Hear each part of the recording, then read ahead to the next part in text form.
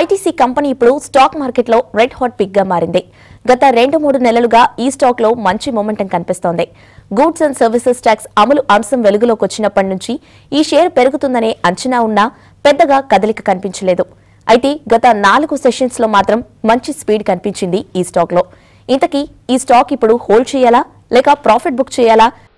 మే 9న ₹273.50, June 14న $299, మరిప్పుడు ₹330 పైనే. ఇది ఐటీసీ కంపెనీ షేరు ధర పెరిగిన తీరు.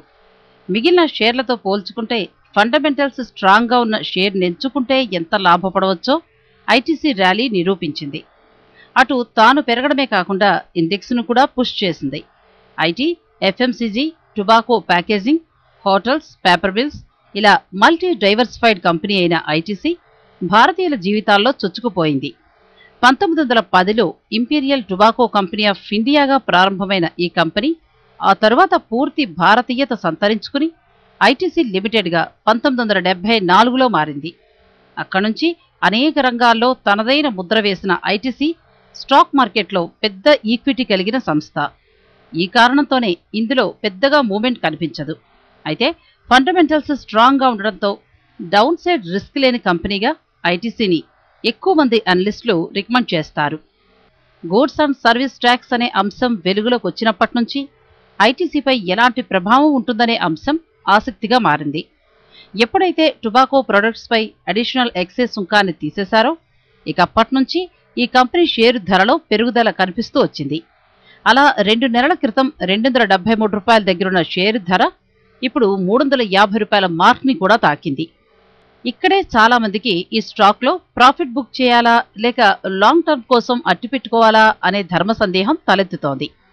కొంతమంది అనలిస్టులు ఈ స్టాక్లో ఇకపై మూమెంట్ ఉండదని, ఇక్కడి నుంచి పెద్దగా పెరగదని, అయితే వచ్చే ఏడాది కాలానికి మాత్రం ₹360ను తాకుతుందని అంచనా వేశారు.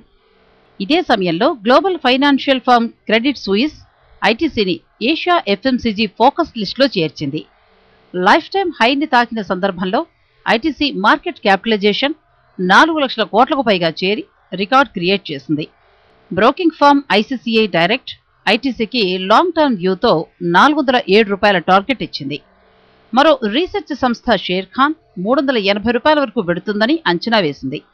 ప్రముఖ ఫైనాన్షియల్ అడ్వైజర్ రజత్ కేకే బోస్ ₹390 మార్క్ని టచ్ చేయవచ్చని సూచించగా అశ్విని గుజరాల్ కూడా 350 వరకు ఐటీసీ వెళ్లొచ్చని అంచనా వేశారు.